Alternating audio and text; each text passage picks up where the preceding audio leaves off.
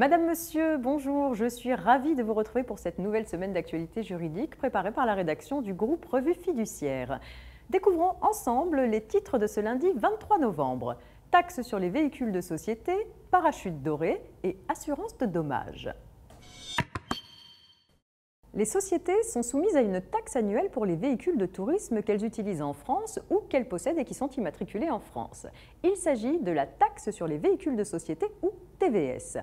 Les voitures particulières immatriculées en France dans la catégorie VP, qui sont destinées au transport de voyageurs et de leurs bagages ou de leurs biens dans un compartiment unique, sont soumises à la TVS.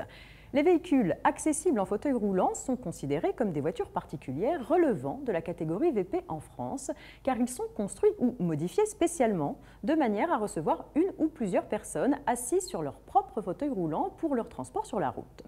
En conséquence, quel que soit l'usage et l'utilisateur du véhicule, dès lors que le véhicule relève de la catégorie VP en France et est techniquement conçu pour le transport de personnes, il doit être soumis à la TVS. Ainsi, les voitures particulières des sociétés accessibles en fauteuil roulant subissent la TVS. On poursuit avec les parachutes dorés. Les indemnités de rupture du contrat de travail et celles de cessation forcée du mandataire social sont actuellement soumises à cotisation sociale, à CSG et à CRDS, dès le 1er euro lorsque leur montant dépasse 10 plafonds annuels de la sécurité sociale, soit 380 400 € en 2015. En première lecture du projet de loi de financement de la sécurité sociale pour 2016, l'Assemblée nationale a abaissé ce seuil à 5 plafonds annuels de la sécurité sociale à partir de 2016.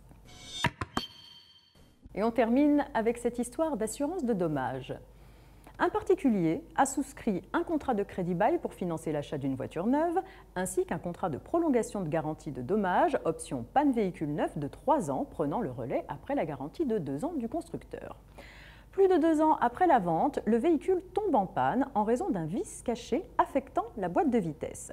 Le vice caché s'est produit avant la vente du véhicule lors de l'assemblage des éléments de la boîte de vitesse. La vente a été annulée et l'acquéreur a demandé en justice à être indemnisé par le vendeur et l'assureur des conséquences du vice caché au titre de la prolongation de garantie de dommages, ce que l'assureur a contesté. Les juges ont considéré que l'assureur devait garantir et indemniser l'acheteur des conséquences de la panne, car dans les conditions générales du contrat de prolongation de garantie, l'assureur couvre les risques liés à toutes les pannes du véhicule sans aucune restriction. La Cour de cassation censure l'analyse des juges. L'assurance de dommages ne couvre pas les vices cachés d'un bien assuré, sauf si le contrat d'assurance prévoit expressément la prise en charge des vices cachés. C'est la fin de ce JT. Très bon début de semaine à tous et on se retrouve demain.